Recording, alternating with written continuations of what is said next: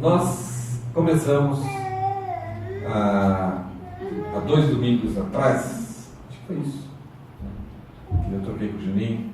Nós demos uma introdução sobre o livro de Atos, sobre aquelas informações, o pano de fundo, os pontos notáveis, as frases-chave, quem é o autor, que foi Lucas, o médico, o único gentil, isto é uma pessoa que não é judeu, que escreveu na Bíblia, então é uma pessoa do nosso povo, né? Alguém que não é judeu, e ele no Novo Testamento foi a pessoa que mais escreveu palavras, versículos, né?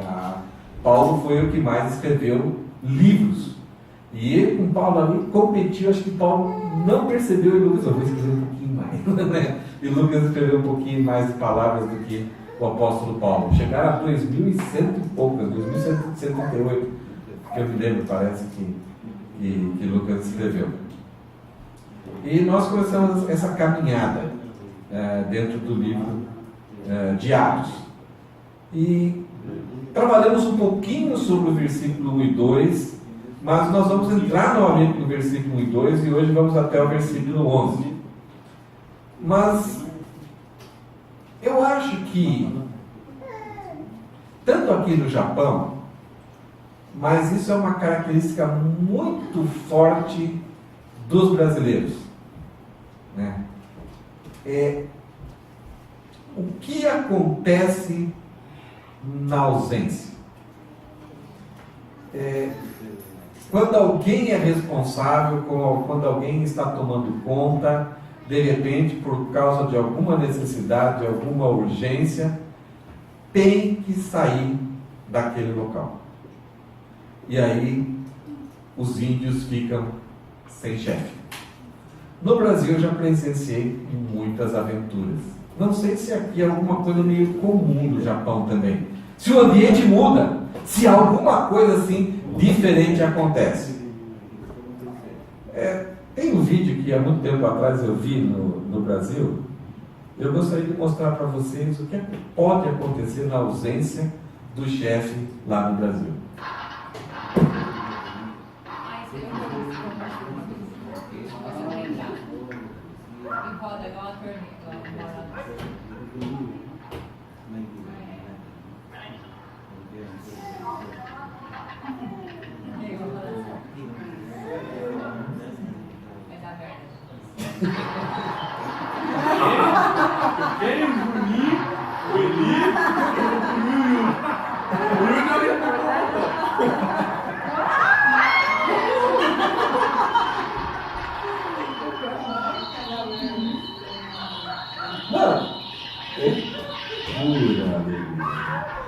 O que realmente acontece na ausência do chefe, do professor, da polícia e dos pais? É só procurar no YouTube e você vê o que bebês fazem até na ausência dos pais, né? E como eles são criativos, inventivos e descobrem alguns segredos de como... Eu já vi um vídeo de um bebê, 2 bebês que eles juntam os 2 berços assim e tal. Eu não me lembro o que acontece, né? Mas a criatividade de bebês na ausência do pai. E muitos pais hoje em dia, por causa dos recursos celulares, câmeras, assim, eles acabam filmando os filhos na ausência, porque sabem que eles são criativos, eles vão inventar. Mas essa questão do que acontece na ausência é algo que pode ser desesperador, mas também tanto para quem se ausentou, mas também para quem está desfrutando da ausência de alguém importante. Eu me lembro que uma vez eu e a Rosana tivemos que ir para Bragança Paulista e ficaram os meus 3 filhos em casa. Minha filha devia ter uns 10 anos, outro filho 9 anos e outro 7 anos. E os 2 meninos saíram de casa e deixaram minha filha sozinha à noite em casa. E quando voltaram, eles começaram a tirar pedra para cima do telhado. Minha filha entrou em pânico. Ela ligou para um professor do seminário, e o professor do seminário ligou para a portaria, para os vigilantes, e apareceu como se fosse polícia lá. Então meus filhos ficaram apavorados e gritaram e fazendo alguma coisa. Foi uma cena interessante, né? Mas o que realmente se faz na ausência? E algumas vezes a pessoa que está sem o referencial acaba sofrendo muito com isso. E pessoas também que estão sem o referencial acabam aprontando ou se prejudicando ou prejudicando outras pessoas. No livro de Atos aqui, capítulo 1, versículo 1 a 11, nós vamos ler a respeito daquele momento em que Jesus tinha falado, ele já tinha dado muitas explicações, ele tinha prometido várias coisas, e ele tinha já anunciado, tinha até tentado preparar os discípulos, e eles não entendiam, eles diziam, mas para onde você vai? Não é muito lógico, eles não entendiam nem a morte, e como depois da morte ele ressurgiria, e como depois da ressurreição ele teria que ir embora. Isso era tudo confuso na cabeça deles. E Jesus tentou preparar eles. E agora então vai acontecer esse momento. Lucas vai relatar no seu livro, no seu segundo livro, essa saída de Jesus. E Lucas vai, nesses versículos aqui, dar para nós o que nós devemos focar, focalizar, atentar. É como se fosse aquele recado da mãe que está, olha, eu vou no mercado, mas por favor, preste atenção, não faça isso, ou faça isso, faça isso, faça isso, cuide do seu irmãozinho, não mexa na tomada. Você já fez isso com seus filhos? E você vai e fica meio assim, né? E vai rapidinho e volta, porque você talvez não tenha certeza. É isso que está acontecendo aqui. Jesus está dando conselhos, ele está dando orientações, ele está levantando algumas questões de como deve ser o comportamento, as ações, as atitudes, a mente, com que os discípulos, na ausência de Jesus, devem ocupar as suas mentes. Para não ficarem perdidos, eles vão ficar assustados. Nós vamos ver aqui uma reação dele bem interessante. Então, como agir? E os discípulos vão começar essa época que se estendeu a nós hoje. Esses conselhos que Jesus deu para os discípulos são os conselhos que Jesus se estendeu a nós. Porque nós ainda estamos desfrutando a ausência da presença física de Jesus em nosso meio. Vocês creem que Jesus está aqui hoje conosco? Todos nós cremos, não temos dúvidas. Que Ele está lá no nosso quarto. Que Ele está lá com a Gilda, lá no Brasil. Essa é a confiança com o Emerson tem. De que Jesus está aqui com ele, está lá também cuidando de toda a família. Que está cuidando dos meus filhos. Nós temos essa consciência e não é um pensamento positivo. Nós sabemos que isso é realidade.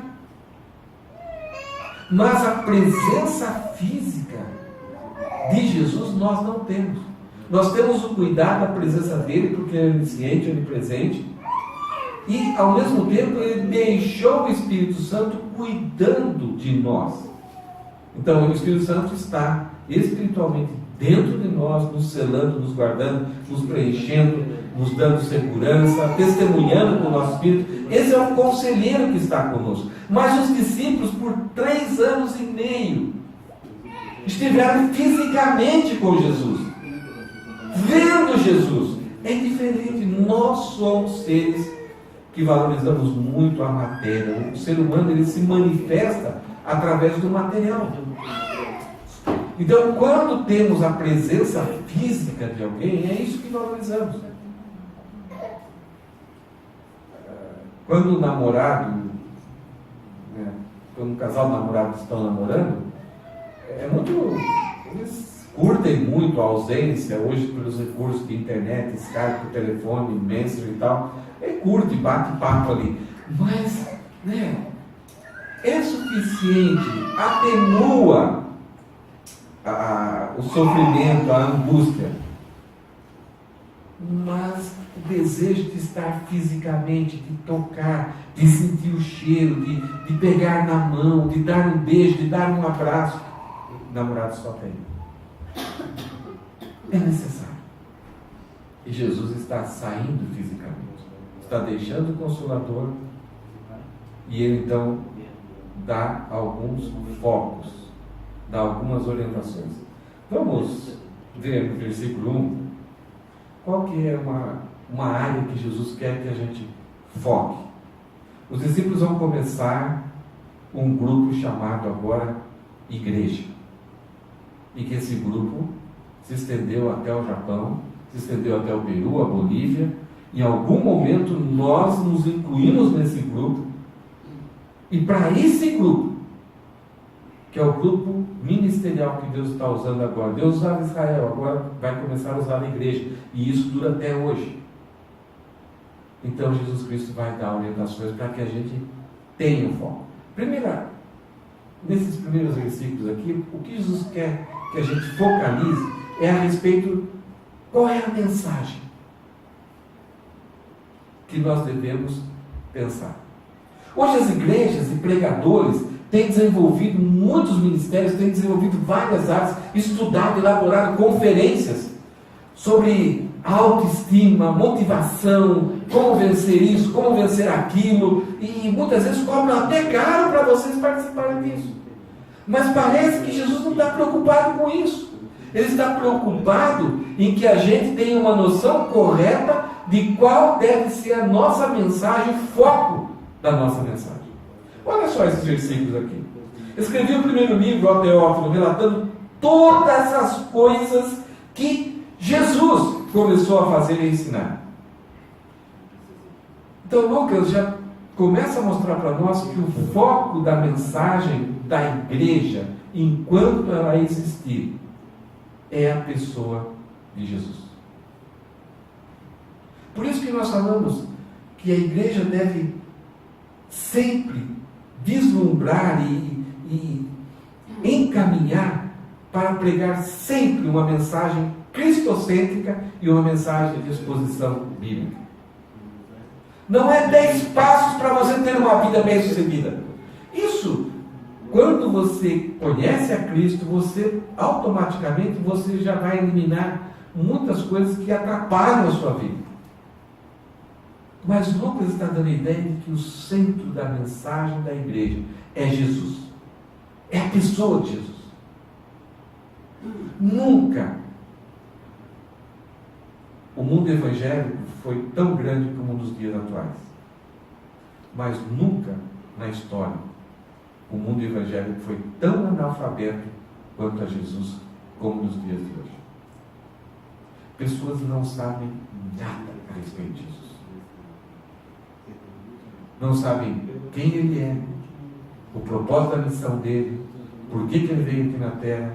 No máximo sabem que Jesus é uma energia que, se você tiver alguma dificuldade, um desejo, se você pensar nele, aquilo que você precisa vai acontecer, porque ele é fiel, ele é bom. Só isso. Jesus se tornou um pensamento positivo. Pouca coisa se sabe a respeito da sua essência, da sua natureza, da sua existência, do seu ministério, o quanto ele está espalhado no Antigo Testamento. E não somente a pessoa de Jesus, veja o que Lucas fala, que ele começou a fazer e a ensinar. Então Jesus ele se tornou um garçom. Alguém que, quando eu preciso de algo, estou sentindo falta de algo, eu vou até ele e com pensamento positivo e em nome de Jesus, as coisas acontecem. Ele se tornou um amuleto para eu viver bem a minha vida aqui e resolver os problemas da minha vida. E as pessoas acabam não conhecendo o que Jesus fez e o que ele ensinou. E Lucas fala que ele se preocupou com isso até o dia em que, depois de Jesus ter havido ensinado, ter dado mandamentos por intermédio do Espírito Santo aos apóstolos que escolheram. Lucas fala que Jesus deu mandamentos. Mandamentos não é sugestões, não é opiniões, não é dicas, não é orientações. Mandamentos em algumas bíblias aí fala instruções. Mandamentos é algo que você não tem opção de obedecer ou não obedecer. Caso você obedeça, você está fazendo a sua parte. Se não fizer, é desobediência, é rebeldia. Então Lucas fala que Jesus deu mandamentos para nós. E nós não conhecemos quais são esses mandamentos. Nós não nos interessamos, não nos preocupamos. Então é algo que Lucas fala, vamos focar enquanto igreja, nós como igreja temos que descobrir, temos que correr atrás, temos que buscar. Essa foi a tarefa que nós fizemos com o Evangelho de João. Saber o que Jesus fez. Qual era o caráter dele, qual era a inclinação dele, as lutas que Pedro teve. Pedro queria fazer um jeito, Jesus, não, tem que ser do meu jeito, Pedro. E nós somos, como o Juninho falou semana passada, nós somos como Pedro, nós temos uma mentalidade humana que achamos que a vontade de Deus, a soberania de Deus tem que estar sujeita à nossa soberania. E o próprio Jesus deixou bem claro isso para Pedro. Pedro, se não for do meu jeito, não tem jeito. E para mim saber o jeito de Deus, eu tenho que descobrir. Eu tenho que correr atrás. E Lucas está me convidando a isso. Além de ser mandamentos, ele fez isso, ele deu as instruções e mandamentos na capacitação do Espírito Santo. Ele sendo Deus, não usurpou ser igual a Deus, mas quando ele transmitiu esses mandamentos para os discípulos e deixando isso para a igreja, ele foi usado pelo próprio Espírito Santo, tendo ouvido do Pai. E a coisa interessante é que ele passa esses mandamentos aos apóstolos que ele escolheu. Então Lucas mostra que o povo de Deus, nós como igreja, nós somos fruto da soberania de Deus em olhar para a humanidade e escolher nós para fazermos parte do reino de Deus, a igreja. Pedro não chegou, Jesus, que tal? Olha para mim, olha, eu sou um bom pescador, você vai precisar de um. Que tal eu ir aí com você? Nenhum deles mandou currículo para Jesus. Jesus chegou, vem e segue. Isso aconteceu conosco. Em algum momento, no nível de vida que nós estávamos, talvez até nos problemas que nós estávamos enfrentando, Deus foi lá, nos convenceu, nos chamou, e o Espírito Santo nos capacitou para obedecermos esse chamado. E ele fez isso Jesus fez isso fisicamente até o momento que ele foi elevado às alturas. A esses também, aos apóstolos, depois dele ter padecido, se apresentou vivo, depois de Jesus ter morrido, se apresentou vivo, com muitas provas incontestáveis, aparecendo-lhes durante 40 dias e falando das coisas concernentes ao reino de Deus. Vocês repararam que Jesus é o centro da mensagem. E olha o que Lucas enfatiza a respeito de Jesus aqui.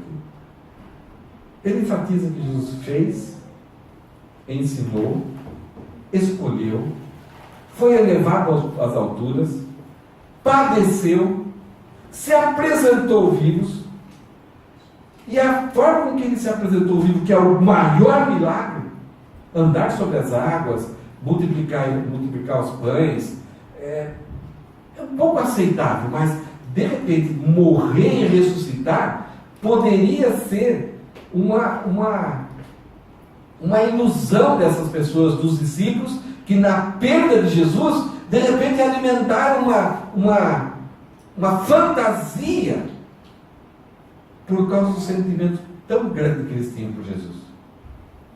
Então os discípulos poderiam ser acusados disso, de que por 3 anos, vendo Jesus Cristo fazer tantas coisas legais, e daí Jesus Cristo ter morrido, eles poderiam ter inventado uma fantasia e começar, ele ressuscitou, ele viveu de novo. Mas Lucas está falando assim, isso não foi obra da invenção, da ilusão, da mente fraca de alguns homens que sentiram falta, mas Jesus se apresentou com provas incontestáveis, aparecendo-lhes durante 40 dias, 1 mês e 10 dias. Não foi de repente Pedro assim no pôr do sol, ver lá, é Jesus, aí eu vi Jesus. Vocês não viram? Então não é uma coisa muito particular. Eu acho que eu vi Jesus, parecia com Jesus. Jesus ressuscitou. Não. Durante 40 dias, Jesus esteve com os discípulos. Então, o foco da pregação da igreja é Jesus. É o que ele fez, o que ele ensinou, a sua soberania em escolher homens para alicerçarem a igreja com a doutrina dos apóstolos, que ele padeceu, que ele ressuscitou e que ele mostrou claramente e deixou provas incontestáveis. Isso é prova que não tem contrariedade, contestação. É isso que nós temos. Esse é o foco. A existência dessa igreja deve ser por causa dessa mensagem. Talvez em algum momento nós vamos usar uma mensagem para nos encorajar, para nos estimular, para nos exortar, para dar algumas dicas financeiras, como dicas de educação do filho, como relacionar-se com o marido e esposa. Isso faz parte da Bíblia. Mas isso tem que vir debaixo da ideia da cristocentricidade. É Ele.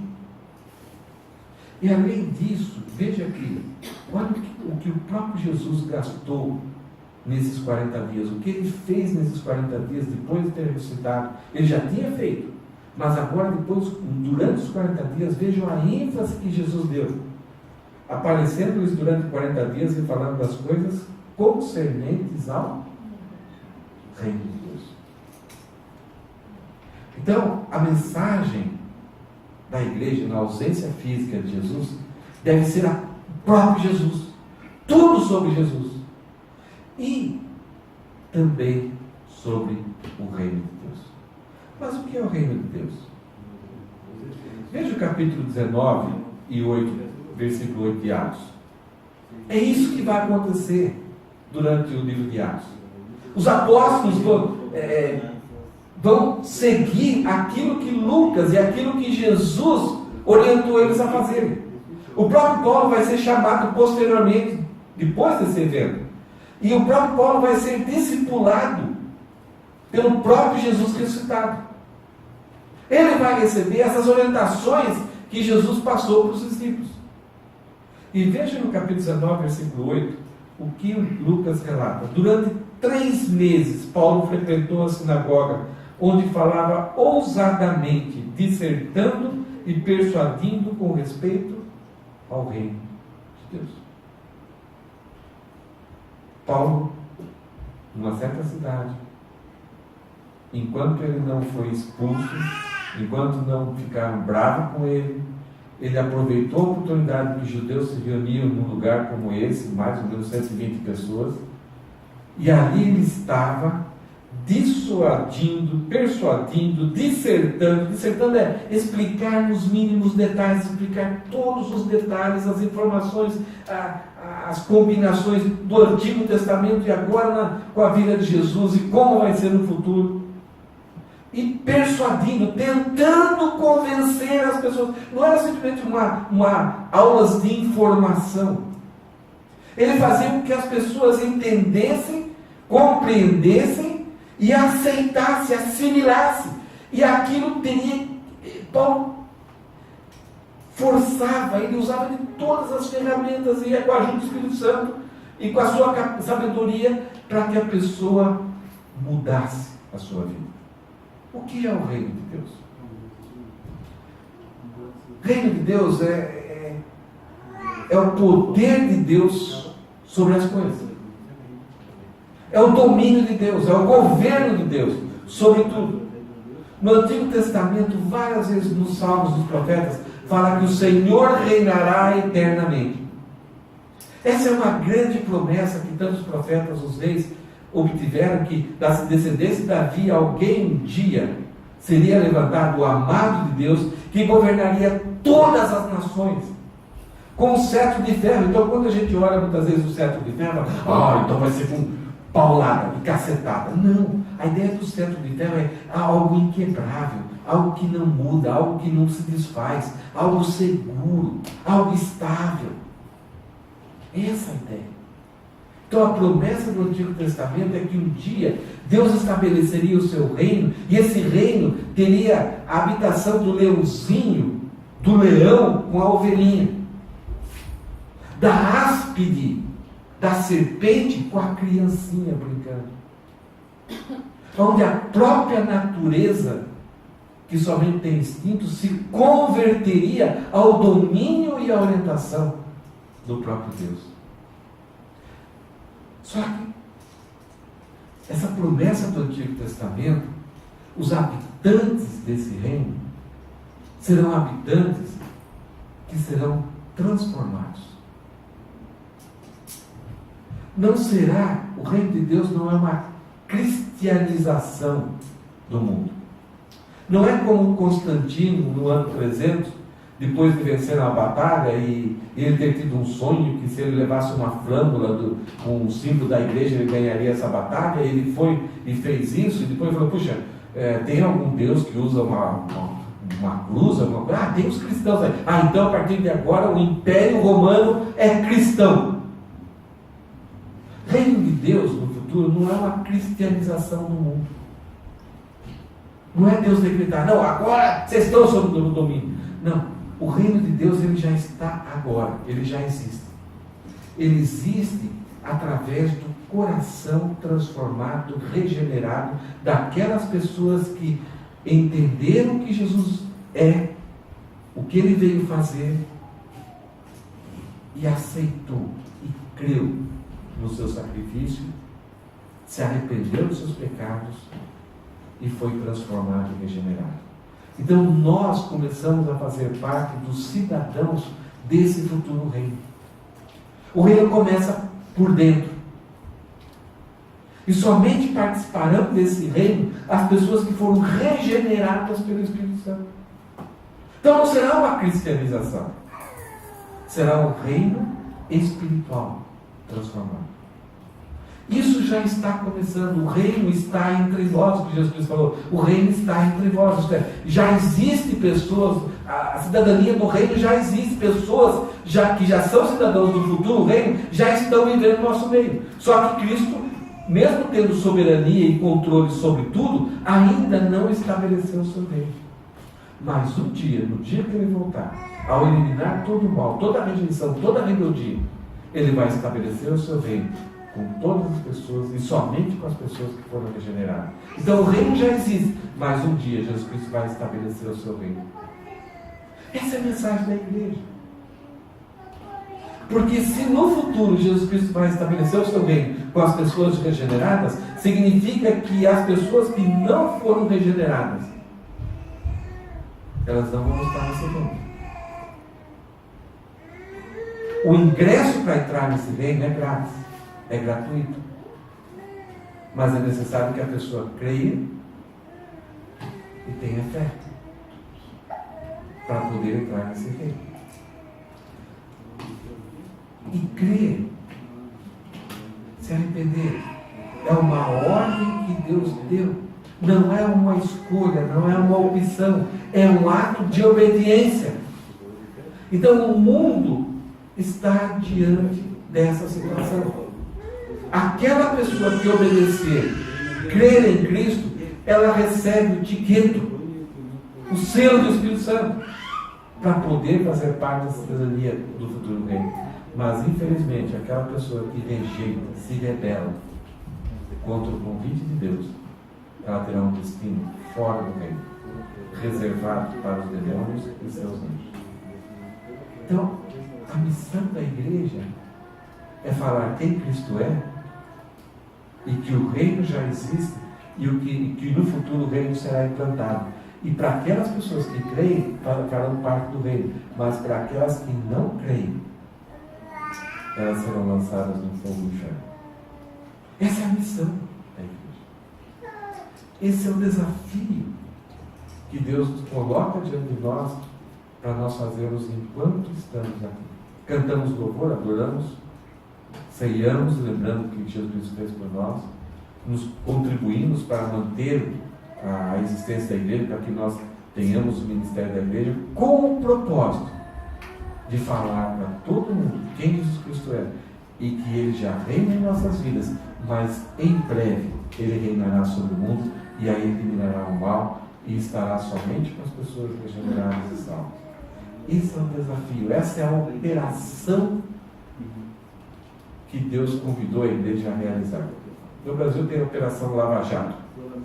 É uma operação da limpeza do Brasil, da corrupção do Brasil. Essa é a operação que Deus nos comissionou. A operação da grande comissão. Levar as pessoas que não sabem quem Jesus Cristo é e que um dia Ele vai reinar e vai implantar o seu reino espiritual sobre a terra.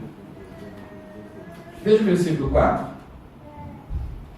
Qual é o segundo foco do livro de Atos da igreja durante a ausência de Jesus Cristo? A inclusão e capacitação. O que quer dizer isso? Novamente, o versículo 4 começa dizendo mais um detalhe a respeito de quem Jesus Cristo é. Que depois de ter padecido e ressuscitado, durante esses 40 dias, o que ele fez? Comendo com eles. Isto é, Jesus não era um holograma, um fantasma. Não, ele ressuscitou de forma corpórea, forma física, real. Durante os 40 dias ele tomou todas as refeições normais. Apesar de ter um corpo ressuscitado e um corpo já especial. Nós vimos no livro de João algumas coisas que Jesus fazia. E ele vai fazer algo aqui que os discípulos ainda não viram. Jesus Cristo andou sobre as águas, multiplicou, curou Lázaro, curou o cego de nascença, morreu, ressuscitou, mas agora vai acontecer algo inesperado, assustador. E vocês vão ver a reação dos discípulos. Mas vamos ficar ainda no versículo 4. E comendo com eles, determinou-lhes que não se ausentassem de Jerusalém, mas que esperassem a promessa do Pai, a qual disse ele: de mim ouvistes. Porque João, na verdade, batizou com água, mas vós sereis batizados com o Espírito Santo, não muito depois desses dias. Então Jesus chega para os discípulos e fala assim: eu quero que vocês obedeçam e fiquem confiantes. Aguardem Jerusalém. Agora, eles já tinham recebido o Espírito Santo, já tinham sido capacitados pelo Espírito Santo, eles eram salvos, já estavam garantidos a sua salvação, mas agora precisavam ser incluídos num novo grupo que Deus ia começar. Aquilo que Jesus 2 vezes fala em Mateus e que era oculto no Antigo Testamento. Era Jesus começando um novo grupo, um mistério, que é a própria igreja. Algo que o Antigo Testamento não falou nada sobre a igreja. Algo que estava oculto no coração de Deus. Deus ia fazer de todas as nações, de toda tribo, raça, língua e nação, ia rejeitar temporariamente a nação de Israel, ia fazer um grupo desses que confiam, que creram na morte e ressurreição de Jesus, que foram regenerados. Dessas pessoas, Jesus Cristo ia fazer um novo grupo chamado igreja. A ideia de chamados para fora, aqueles que foram chamados, obedeceram, creram e vieram do mundo para agora fazerem parte da igreja. É esse grupo que Jesus Cristo que Deus vai usar para proclamar as boas novas para os confins da terra. Temporariamente, até esse momento de Jesus, Deus usava a nação de Israel. Temporariamente, Deus vai rejeitar a nação de Israel, vai trabalhar com a igreja, até o momento do arrebatamento, e daí Deus vai voltar a trabalhar com a nação de Israel novamente por 7 anos, durante a grande tribulação. Mas agora, Jesus Cristo está falando: eu vou inaugurar esse grupo, porque até agora não havia necessidade. Eu estava aqui, eu, o próprio Deus, estive com vocês, agora eu estou indo. Então permaneçam em Jerusalém, obedeçam, tenham confiança. E aí vai descer o Espírito Santo. Ele vai incluir vocês nesse grupo, nesse instrumento que Deus vai usar para proclamar. Não somente ele vai incluir, mas ele vai capacitar vocês a cumprir essa missão. Muitos deles eram iletrados. E quando o Espírito Santo vai descer, as pessoas vão ficar assustadas. Que capacidade que eles têm! Como eles conseguem fazer isso? Eram pessoas normais, mas o Espírito Santo deu coragem, ousadia, sabedoria, entendimento, visão para a oportunidade, capacidade de voltar atrás quando estavam agindo de forma desequilibrada ou de forma errada. capacidade para enfrentar os perigos, as pressões, coragem para passar por situações que talvez o suicídio era a melhor opção. E como ficar firme ali. Coragem para enfrentar os tipos de morte em que glorificaram a Deus. Sensibilidade para entender que quando realizavam a obra de Deus, o mundo os queria projetar e até dizer: os deuses baixaram sobre nós. E eles falaram: não, nós somos homens iguais a vocês. Então, essa sensibilidade para rejeitar o sucesso e a glorificação humana. Isso eu acho que foi uma das coisas mais difíceis que eles tiveram que enfrentar. E o Espírito Santo os capacitou e os ajudou. Essa situação da inclusão, no primeiro momento em que a igreja surgiu, ela surgiu ali dentro dos judeus. Os discípulos são judeus, 16 nações estão sendo representadas de longe por causa de uma festa, a festa do Pentecostes, e os judeus vêm dessas nações, e falando as línguas que eles falavam nas nações, eles vêm ali para Jerusalém, são judeus que já moravam há muito tempo em outros lugares, mas são judeus. Então, no momento em que o Espírito Santo desce e forma a igreja, não houve nenhuma dificuldade para eles entenderem que a igreja pertencia a eles, era para eles. Só que a grande questão é que Jesus falou: vocês serão meus discípulos e vão por todo o mundo, até os confins da terra, e eu estarei com vocês por toda a consumação dos séculos. O Evangelho é para todo mundo, pregar o Evangelho a toda criatura. E na cabeça deles ainda estava que toda criatura estava dentro da esfera judaica.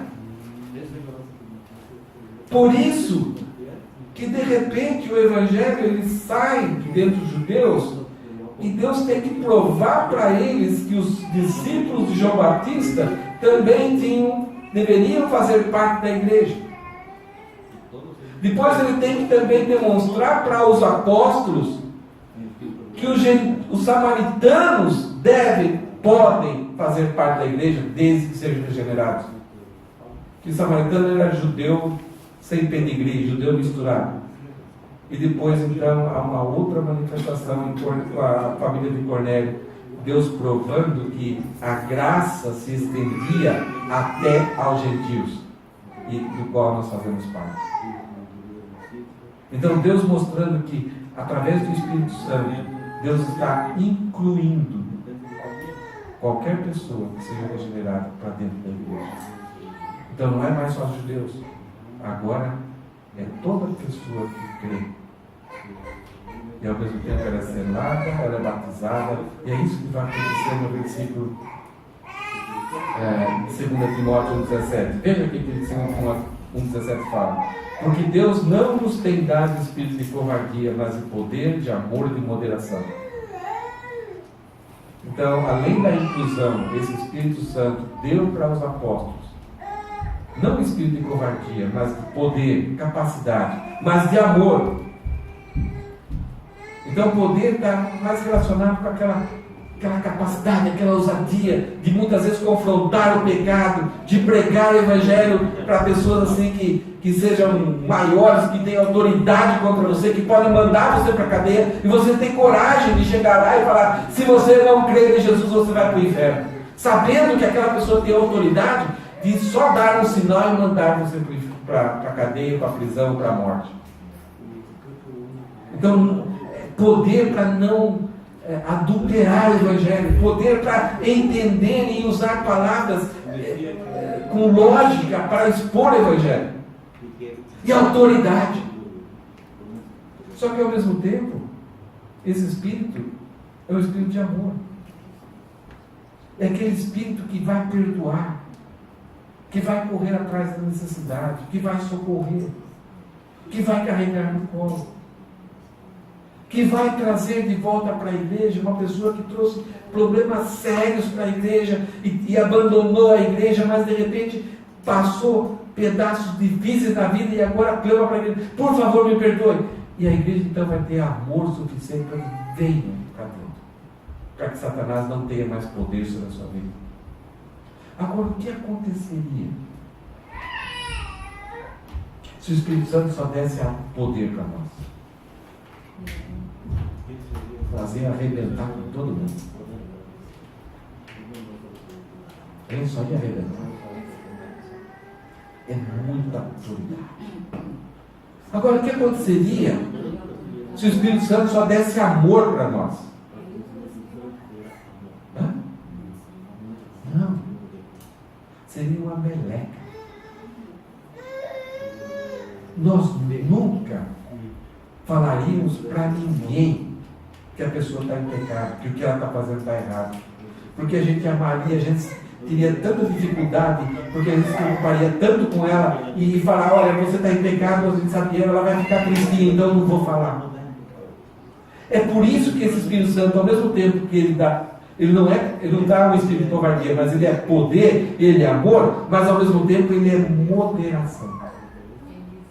O Espírito Santo equilibra essas duas capacidades da nossa vida. Ele dá autoridade, mas ao mesmo tempo dá amor. E fazendo com a moderação, para que a gente seja equilibrado. Para que em alguns momentos ele seja duro com alguém, e em alguns momentos carregue no colo e aceite de volta. Então é esse Espírito Santo, essa capacidade que naturalmente nenhum de nós temos. Alguns de nós somos frios, calculistas. A autoridade é conosco, eu sei mandar. O cara chegou atrasado, perde o dia do trabalho, o cara: não, meu filho está doendo. Azar seu, você chegou atrasado. Nós somos rígidos. E outros, então, nós somos melosos, somos enganados, fazemos de tudo pela pessoa. Então, dificilmente somos equilibrados. Mas o Espírito Santo vem em nós e dá esse equilíbrio. Dá equilíbrio para a igreja. Para a igreja ser firme com o mundo, mas ao mesmo tempo misericordiosa com o mundo. É essa capacidade que só a igreja só consegue ter pela atuação do Espírito Santo. É interessante que em 2 Coríntios, versículo 10 e 13 e 10, Paulo fala que o Espírito Santo, a autoridade que ele tem, dada pelo Espírito Santo, não é para destruir, é para edificar, é para construir, é para levar a pessoa a ser mais forte em Deus. Então é esse Espírito Santo que Jesus está falando para os apóstolos: fiquem em Jerusalém até que recebam a promessa do Pai. Agora volta lá, Juninho, só para a gente terminar o versículo 5. Eu gostaria de mencionar um negócio que eu tinha dificuldade em entender. Versículo 5, Jesus menciona que o João Batista, não o apóstolo João, na verdade, batizou com água, mas vós sereis batizados com, ou em, ou pelo Espírito Santo, não muito depois desses dias. Por que Jesus não citou que... Você se lembra dessa fala de Jesus? Lá em Mateus, lá em Marcos. Jesus não citou uma coisa. Ele deixou fora algo que João falou. João Batista falou. João Batista fala assim: eis que depois de mim vem alguém que é maior do que eu. Eu vos batizo com água. Ele, porém, vos batizará com Espírito e com fogo. Na sua mão está a pá. Ele vai limpar a ele. Uma das coisas que eu não entendia, e alguns irmãos muito queridos ainda não conseguem entender, é que a promessa do batismo do Espírito Santo é para aqueles que creem em Jesus. Mas o batismo com fogo será no final, no grande juízo de Deus. O batismo com fogo não é capacitação, é julgamento, é punição. Por isso que Jesus deixa fora aqui. Agora é época de salvação. Aquele que crê será salvo. Aquele que crê será selado com o Espírito Santo. Aquele que crê será incluído na igreja. Aquele que crê será capacitado para exercer o ministério que eu propus à igreja, que eu determinei para a igreja. Mas aquele que não crê, no futuro será batizado com fogo. E esse será o destino da humanidade. A ira de Deus vai se expressar com fogo no final. Então, nós temos que convidar todas aquelas pessoas que nós amamos e queremos, e até aquelas que odiamos, a receberem, a virem agora para dentro, para serem imersos na igreja, fazerem parte da igreja e estarem livres do batismo futuro, batismo por fogo. E se batizarem agora com o Espírito Santo. Receberem a inclusão de fazerem parte do reino de Deus e a capacitação de exercerem um grande ministério com Deus. Versículo 6. Qual é a natureza desse reino? Os discípulos, então, ouvindo isso de Jesus, ficaram meio complicados. Eles não entenderam muito. Então, Lucas já começa dizendo isso, então. Isso então houve uma reação. Então, os que estavam reunidos lhe perguntaram. Vocês se lembram que os discípulos, depois da ceia, que Jesus começou a falar, eles começaram a perguntar, e Jesus respondia, eles perceberam que as perguntas deles não tinham nexo, eram muito fracas. Eles pararam de perguntar, e Jesus, vocês não vão perguntar novamente. Aí volta, Tomé começa a perguntar de novo. Então agora voltou essa interação entre os discípulos. Jesus falou, então os que estavam reunidos lhe perguntaram: Senhor, o Senhor acabou de falar para a gente ficar em Jerusalém, que a gente vai receber a promessa do Espírito Santo. Então, Senhor, será esse tempo o tempo em que você vai implantar, restaurar o reino de Israel? Porque Davi e Salomão levou o rei de Israel a ser invejável. A rainha de Sabá falou para Salomão: Salomão, eu tenho meu reino lá, mas eu vou abandonar, me faz empregada do seu reino aqui, deixa eu limpar o chão, aqui é muito bom. Era um reino humano, de um Salomão picareta, de um cara problemático, de Davi um assassino.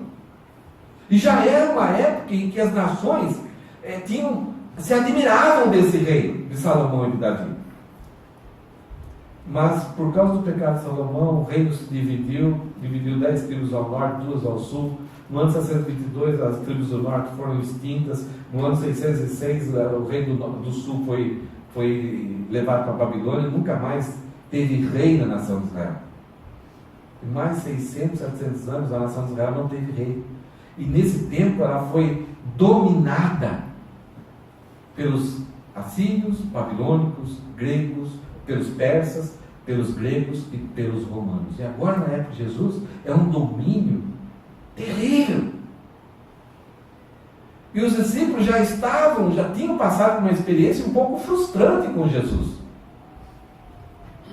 Porque ao longo do ministério de Jesus, os discípulos foram alimentando a ideia de que ele é o Messias, a coisa vai pegar. Agora, nós vamos reinar com ele. Até a mãe de 2 discípulos chegou: não dá para colocar os meus filhos uma à direita e outra à sua esquerda? Quer dizer, já estava vislumbrando Jesus chegar em Jerusalém, tirar os religiosos de lá e fazer uma luta armada e usar o seu poder, destruir Roma e implantar o reino. E gradativamente Jesus vai, parece que, frustrando os planos dele. E os discípulos, o próprio Pedro falou: Senhor, eu dou a minha vida por você. Não pensa negativo, vamos lá, vamos ter força, vamos pensar positivo, a gente vai conquistar isso aí. E de repente Jesus se entrega, é morto, e a frustração foi muito grande. E agora, vem Jesus ressuscitado, mas reino. E de repente Jesus fala: fiquem em Jerusalém, vocês vão receber o poder do alto. E agora então? Agora eu estou entendendo. Então, é agora que o Senhor vai restaurar o reino de Israel? Aí Jesus responde: não vos compete conhecer tempos ou épocas que o Pai reservou pela sua exclusiva autoridade. Eu acho que não precisa explicar muito a respeito da natureza do reino. A natureza do reino agora é interna. Não é uma cristianização. Tem movimentos evangélicos, movimentos cristãos, que estão tentando fazer de tudo para colocar o máximo possível de políticos, porque aí nós vamos chegar lá, nós vamos implantar leis e sistemas ideológicos, sistemas políticos para cristianizar o Brasil, cristianizar. Não. E tem até ministério, vamos declarar que o Japão é do Senhor Jesus. Gente, Jesus não está interessado nessa situação, ele vai destruir tudo isso aqui. Mas ele está interessado em implantar, não cristianizar. Ele está interessado em refazer a vida do homem. Fazer com que o homem nasça de novo.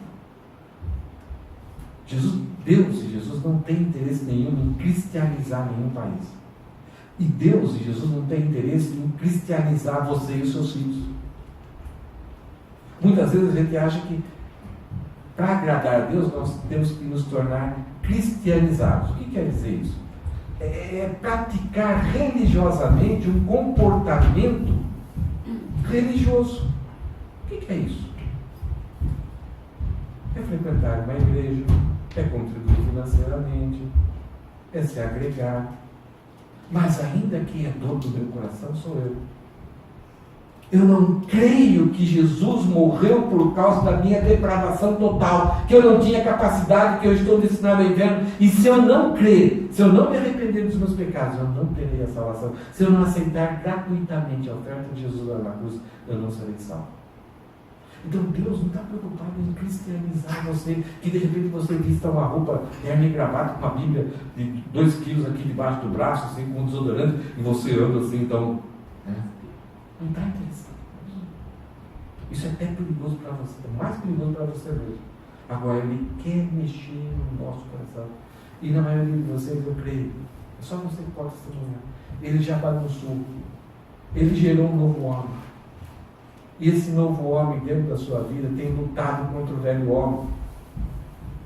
Tem sido uma guerra, muitas vezes, que você tem vontade de desistir, porque parece que o novo homem não vence.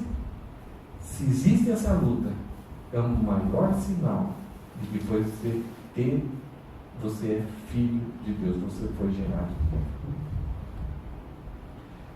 Então a natureza do reino é essa. Jesus Cristo fala, não nos compete saber tempos e épocas, porque agora é a época da formação do povo que vai ocupar o reino. E a formação desse povo não depende dos olhos, da cor dos olhos, do tempo que frequentar a igreja, depende exclusivamente se Cristo foi gerado no coração. Agora é essa época. Mas vai chegar uma época em que esse reino vai ser implantado. Jesus fisicamente vai retornar e vai reinar. E vai implantar o seu reino. Agora, o momento, o dia, o tempo exato, isso é de autoridade exclusiva do Pai. É interessante quando a gente estuda Apocalipse, no capítulo 16,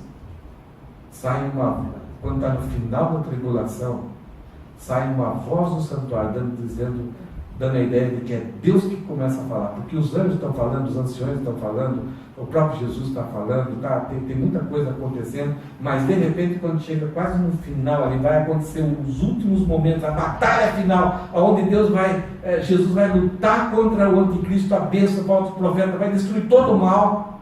Então sai uma voz de dentro do santuário, e essa voz diz o seguinte: está feito. Então Deus sabe o dia e esse momento.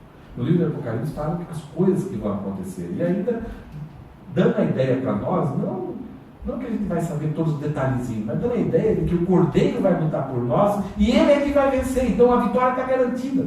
E a forma com que tudo isso vai acontecer, nós vamos entender direito quando estivermos lá, mas tempo, o dia, é Deus que tem essa competência.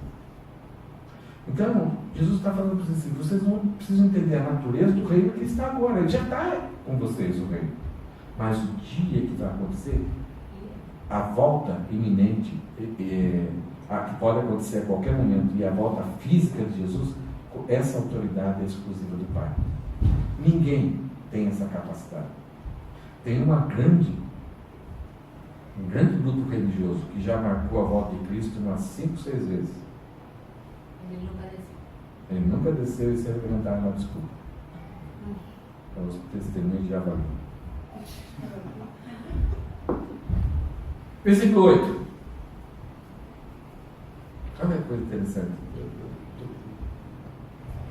Jesus fala assim: não compete a vocês saberem, mas em Jerusalém vocês recebereis poder ao descer sobre vós o Espírito Santo, e sereis minhas testemunhas, tanto em Jerusalém como em toda a Judéia e Samaria, até os confins da terra.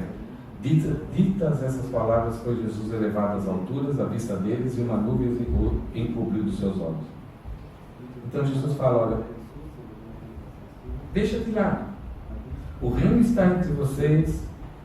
Iminentemente, a qualquer momento, Jesus pode vir fisicamente implantar o seu reino. E esquece disso. Não fica olhando para amanhã. Fica olhando para agora. E vocês vão receber daqui a pouco o Espírito Santo para vocês agora serem meus mártires, minhas testemunhas em Jerusalém, mas ao mesmo tempo em Jerusalém, em Samaria, na Judéia, e ao mesmo tempo na Judéia, em Samaria, e ao mesmo tempo em Samaria, aos confins da terra. É interessante que esses primeiros versículos eles são um esboço do livro de Atos. Eles vão mostrar como isso aconteceu na vida da igreja. Eles vão receber o Espírito Santo, com ousadia vão pregar para aqueles judeus, milhares de pessoas vão se converter, e eles vão começar a pregar o Evangelho, enquanto alguns estão em Jerusalém, outros já estão indo na Judéia, e ao mesmo tempo que alguém está em Jerusalém, está na Judéia, alguns já estão lá em Samaria, e depois, ao mesmo tempo estando em Samaria, na Judéia e em Jerusalém, e começam a ir aos fins do mundo, e Paulo vai, implanta a igreja nos fins do mundo, e de repente essa igreja chega lá no Brasil, essa igreja chega nos Estados Unidos, essa igreja chega no Japão. Confins da terra. Então não é primeiro alcançar Jerusalém, e depois a Judéia, e depois Samaria, e depois o confins da terra, né? Ao mesmo tempo. É isso que, mesmo nós sendo uma igreja pequena, nós temos que ter essa visão. Esse foco, Jesus Cristo quer que toda a igreja, na sua ausência, tenha. Nós devemos nos preocupar só com a nossa Judéia. Qual que é a nossa Judéia? O sacro. Então vamos nos preocupar com a nossa Judéia. Então vamos batalhar, vamos aumentar a quantidade de pequenos grupos, vamos nos empenhar e vamos para a nossa Judéia, Isso é correto. Mas ao mesmo tempo que com a nossa Judéia, nós temos que estar preocupados em oportunidades que Deus está dando, de repente, em uma cidade mais perto aqui. E tem acontecido isso, gente. Ontem mesmo eu conversei com irmãos, um grupo de irmãos de 20 pessoas lá perto de Hiroshima, que querem ajuda. Já há algum tempo nós estamos ajudando, só mandei material, uns DVDs que a gente estudou aqui, e mandei material para os irmãos de Hiroshima, eles fizeram todo o estudo, e agora querem por Skype que eu faça uma formatura com eles e dê diplomas para eles. Estão se divertindo. E eles sabem quem vocês são, e eu acho que você já viu lá o tal de Silvio Katayama, um soldador lá de vez em quando dá uns palpites lá no nosso grupo lá, tá? Muito divertido, muita gente boa. Então, sem muito esforço, a gente está ajudando lá. Né? A vida da Vimerck, a gente levou da Vimerck lá para Randa. A igreja aqui levou da Vimerck lá, nós fomos para lá. E de repente era para ajudar a igreja batista reformada lá com o Davi Merck, mas sem saber, alguns irmãos de outras cidades ficaram sabendo que a gente ia para lá, vieram. Um cara lá viu a propaganda, fez um vídeo, divulgou para um monte de igreja sem a gente saber. E as igrejas vieram. Opa, então estamos na Judéia, estamos pegando Samaria. E ao mesmo tempo, de repente, Filipinas, aonde Deus estender, não deixando nossa responsabilidade aqui, atuando talvez em Hiroshima, ajudando, não implantando o nosso reino, mas servindo a Deus da forma como que Ele quer que a gente sirva. Não é implantar o reino da ágape. Tem igrejas que pensam assim, né? Eu vou para tal lugar, vou implantar o reino da ágape. Não é isso. É cooperação, é disponibilidade, deixar esse grupo de 20 irmãos que estão precisando de ajuda. Talvez domingo que vem ele falou, domingo que vem eu vou ir na igreja. Tá, vem. Eu já vou preparar material para eles. Toma, material aí. Se divirta. De repente, vão ser nossos parceiros, vão ser nossos irmãos, amigos, e a gente vai estar atuando, servindo e ajudando. E vocês estão fazendo isso. Aí você fala, não, é você, pastor. Não. Quando lá atrás Jesus falou assim, vocês receberão poder, ele está falando que nós seremos incluídos. E quando somos incluídos numa igreja, não eram os apóstolos que fizeram, era a igreja que fez. E vocês vão ver na próxima mensagem do livro de Atos, que vai falar que não os apóstolos se fortaleciam, não, a igreja crescia, se fortalecia, era a igreja. Os apóstolos estavam ali simplesmente sendo obedientes a Deus e servos da igreja, mas todo o rendimento era da igreja, porque os apóstolos pertenciam à igreja. Qualquer um dos irmãos que faça qualquer coisa para o reino de Deus, para Deus, é como se a igreja estivesse fazendo. Quando alguns irmãos aqui socorrem alguém que tem uma necessidade de mudança, por exemplo, não é aquele irmão que está ajudando, é a igreja. Hoje, quando alguns irmãos estiveram lá em Tequixima ajudando aqueles irmãos lá, não foi esses irmãos. Eu citei nome daqui, mas não foi. Foi a igreja. Então, ao mesmo tempo que uns estão lá, outros estão aqui, outros estão lá, testemunhando de Cristo. Agora, avalie a sua vida se você está sendo disponibilizado e aproveitando as oportunidades de como a igreja está servindo a Ele. Então, essa ideia, testemunhar tanto em Jerusalém. Então, um de repente fica aqui, o outro fica lá, o outro fica lá, e ao mesmo tempo nós cumprimos a grande comissão. Só é possível cumprir a grande comissão quando a gente entende a natureza do organismo que é a igreja. A igreja não é uma instituição, a instituição ela é travada, ela é fechada. O organismo, ele é vivo, ele se espalha, ele é vida. Ninguém detém, ninguém impede, não há lei, não há regra. É simplesmente a capacitação e orientação do Espírito Santo em levar cada um de nós aonde Ele quer. Só, deixa eu passar rápido aqui, gente. Desculpa, a mensagem está longa. Só dar uma olhada para vocês como isso funcionou nessas palavras de Jesus. E esse versículo 8 do capítulo 1 é o esboço do livro de Atos. Então Jesus fala assim: vocês serão minha testemunha em Jerusalém, na Judéia, Samaria e confins da terra, chegando a Roma. E o livro de Atos vai terminar Paulo chegando em Roma. Então, para os judeus daquela época, confins da terra, pensar em confins da terra era pensar em Roma. Só que para nós, confins da terra era Brasil, é Japão, é Austrália, Indonésia, Filipina, Taiwan. Então é onde parece que são os limites da terra. E é interessante, quando Jesus fala ser minhas testemunhas, do capítulo 1 ao capítulo 7, Lucas vai narrar como foi o Evangelho em Jerusalém. No capítulo 8 é como o Evangelho chegou e atuou na Judéia. Do capítulo 9 a 11 é como o Evangelho chegou e atuou em Samaria. E do capítulo 12 em diante é como o Evangelho atingiu as outras regiões que para os judeus eram confins da terra. Para isso, Lucas vai narrar 3 viagens missionárias de Paulo.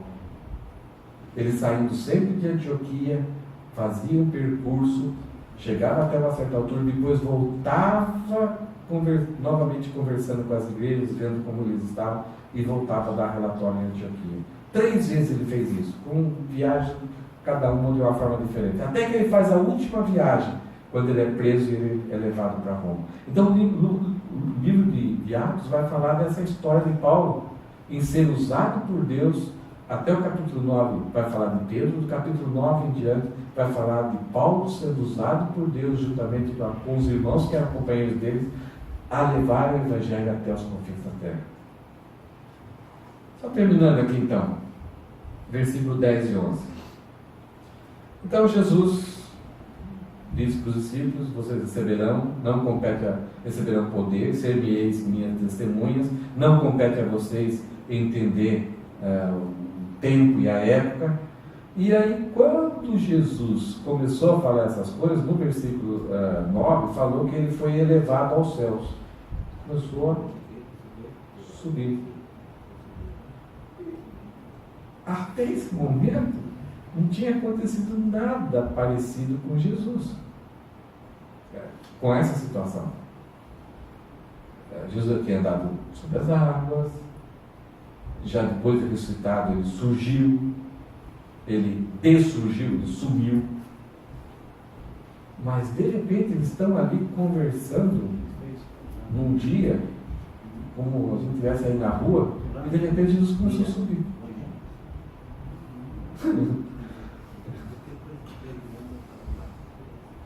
A gente lê na Bíblia, a gente crê, a gente nem dá bola, nem duvida nada. Mas já pensou na situação? E estando eles com os olhos fitos no céu. Então Jesus subiu e os caras ficaram.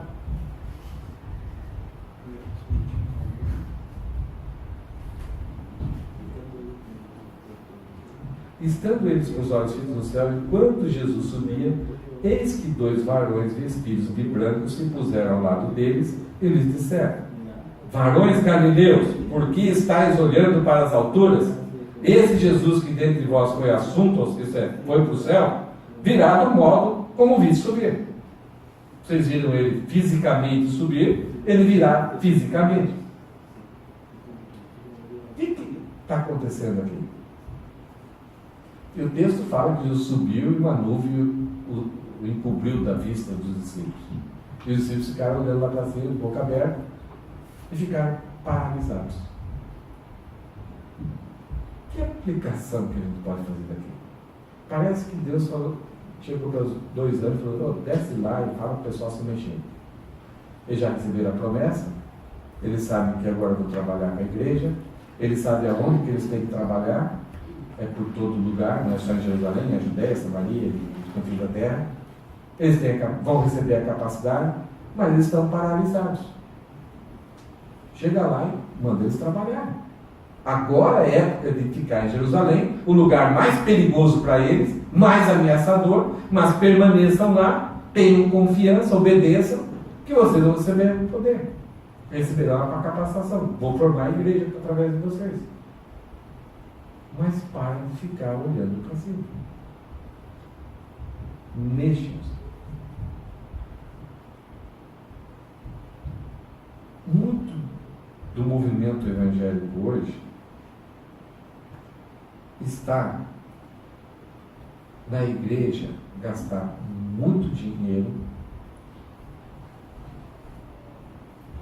para promover momentos em que os cristãos assistem e ficam de boca aberta. Então parece que a vida cristã hoje é participar de momentos em que você senta confortavelmente ou fica em pé e você fica assistindo performances de músicos, de pregadores, de shows gospel, em que você fica: oh, a vida cristã é tão legal, que joia, até domingo que vem. E as pessoas ficam achando que vida cristã é ficar agendando no seu calendário aonde vai ter esses momentos em que eu vou ficar estupefato com tanta maravilha. E o anjo está falando: para de assistir, vá trabalhar. Então, parece hoje, eu não estou falando da nossa igreja, graças a Deus eu fico encantado com os irmãos aqui. Mas eu estou falando um pouquinho daquilo que eu vivenciei e estou vendo por notícias do Brasil, dos Estados Unidos e tal. Mas parece que a igreja hoje é como se fosse a Eurocopa, né, que está ocorrendo agora a Copa de Futebol da Europa. Parece um jogo da Eurocopa. Você vê 60 mil pessoas que pagaram ingresso para estar ali, para estarem confortavelmente ali, e estão reivindicando algo bom que deve acontecer ali, gordos, com caixinha de batata frita, hambúrguer, refrigerante, torcendo por 22 pessoas correndo que nem louco atrás de uma bola, suados e querendo descanso.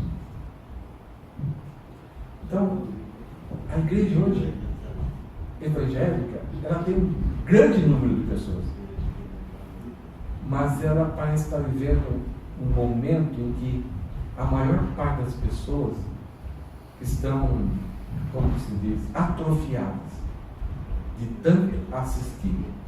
Pagam para receberem um produto. São clientes. E reclamam. Mas não querem entrar em campo. E lá no campo tem 22 pessoas pedindo que entre alguém, que não aguentam mais. Então os anjos estão falando assim: legal, Jesus Cristo subiu, foi muito bom, vocês tiveram o privilégio de ver ele subindo, olha, a nuvem me encobriu. Agora, por que vocês estão olhando? Já foi. Ele já deixou tudo preparadinho. Vão, agora é a época de parar, ficar em Jerusalém, depois receber o Espírito Santo, e depois trabalhar, pé na estrada, hajam. Não fique esperando, daqui a pouco ele vai voltar, ele vai fazer o trabalho. Não, agora é nós que vamos fazer o trabalho. Então esse é o texto que Lucas dá o foco da igreja. E é isso que vai acontecer no livro de Atos. Então, só para a gente recapitular, o que devo focalizar enquanto Jesus está ausente fisicamente? Ele está conosco, ele está nos ajudando, capacitando, através do Espírito Santo. Então, em primeiro lugar, a mensagem do reino, a mensagem cristológica, o centro da mensagem é Cristo, devemos pregar Cristo, e o reino já começa dentro de nós. Através do Espírito Santo, nós somos incluídos nessa igreja, nesse ministério que é a igreja, e ao serem incluídos, nós somos capacitados. Todos nós temos uma capacitação do Espírito Santo. Descubra a sua. Não inveje o que os outros têm. Deus te deu uma capacidade e ela é sobrenatural. Se disponha, haja, e você vai ver que como Deus vai continuar te abençoando. A natureza e a iminência do reino. A natureza agora é no coração. E a iminência da implantação do reino sobre a terra é iminente, e isso compete somente ao Pai. Enquanto isso, nós temos que ser mártires, testemunhas da fé, daquilo que aconteceu na minha vida.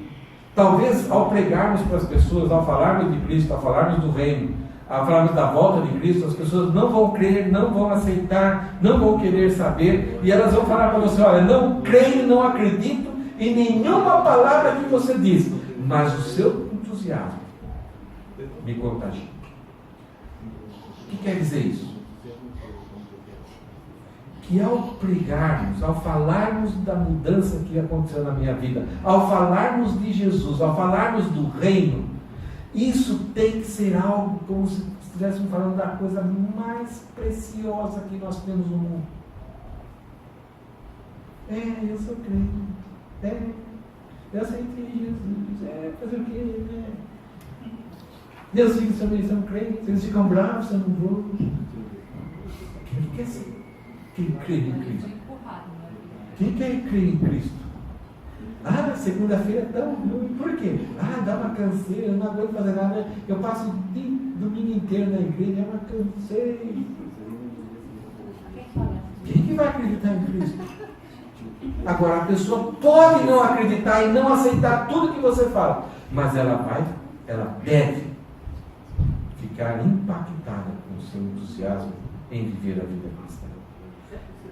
Pela forma com que você aguarda a bendita esperança da volta de Jesus. Enquanto isso, ao trabalho. Na ausência do chefe, nada de que o quê? Amém. Trabalho é servir, não ser servido. é buscar oportunidades, é estar disposto a oportunidades. E aí você vai ficar assustado. E como muitos de vocês já têm ficado assustados, como Deus tem usado a vida de vocês, que não dá para planejar, não dá para fazer calendário, porque Deus, Ele brinca conosco, Ele quer que a gente se divirta com isso, quer que esse trabalho, esse ministério, essa nossa vida cristã seja entusiasmado e seja divertido diante dele. Então é um trabalho muito gostoso. Alguns pensamentos para a gente finalizar. Quando focalizo o reino de Deus, quando meus olhos só olham para o reino de Deus, eu sou capacitado e minha vida tem propósito e significado. Seus filhos vão buscar propósito e significado na vida. Eles estão estudando, eles já estão pensando no que eles vão fazer no trabalho. Não deixa de falar que se eles não focalizarem no reino de Deus, tudo aquilo que eles vão fazer não vai adiantar nada. Se eles forem médicos lá, não focalizarem no reino de Deus, eles não vão encontrar propósito e sentido e significado na vida deles. Não vão ser úteis para nada. Estudei, hoje estou fazendo crianças nascerem. O que é meu filho? Agora, se eles focalizarem no reino de Deus, eu estudei, hoje eu estou dando a luz, estou ajudando mulheres a darem a luz à nova criança. Que coisa fantástica, Deus é maravilhoso. Então você vai fazer com que os seus filhos encontrem propósito e significado na vida deles. Somente a história de Deus tem sentido. Você quer sentido para a sua vida? Pense no reino de Deus, se envolva com o reino de Deus. É o único lugar que nós temos sentido na nossa vida. Quando perdemos de vista o reino, a nossa vida se torna enfado e canseiro. Aí é só zangueiro e sem acréscimo. Aí muitas vezes alguns esperam o fim da vida. É enfado e canseiro. Salomão fala, é como correr atrás do vento.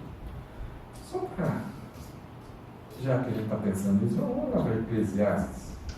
Vamos ver que Salomão, ele fala, quando deixamos de focalizar o reino de Deus, olha o que pode acontecer. Vamos para Eclesiastes. Provérbios, capítulo 1. Tem os livros que se escondem na Bíblia, né? Deixa eu ver se...